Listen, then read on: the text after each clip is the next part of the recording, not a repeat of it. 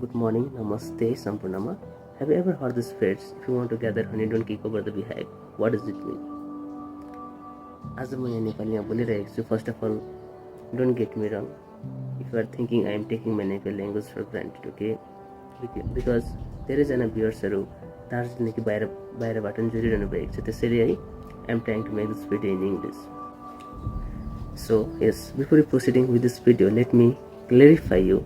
This is not a sort of fictional story, okay? It is based on a real one. Came about in the US, New York City, on May 7, 1931. The most sensational man New York City had ever known had come to its climax.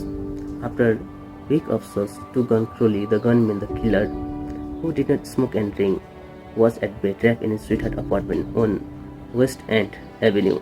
150 policemen and detective places to his top floor hideaway. They choked holes in the roof. They tried to smoke out Crowley with tear gas.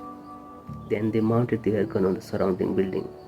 More than an hour of New York finest stencilly the riverbed with the crack of the pistol fired, crouching behind an overstuffed chair, fired incessantly at the police. 1,000 excited people watched this battle.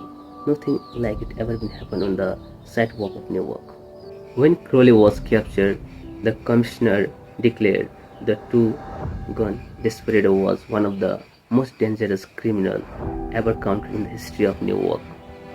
"He will kill," said the commissioner at the drop of a feather. Do you know the most interesting aspect behind the whole story?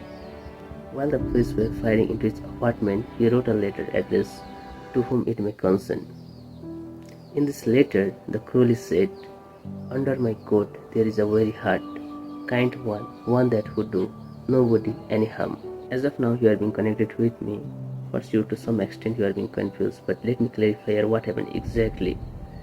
Grant Crowley had been having a naked party with his girlfriend on a country road on Long Island, and suddenly police walked up to his car and said, "Let me see your license." But without saying a word, Crowley drew his gun and fired at the police.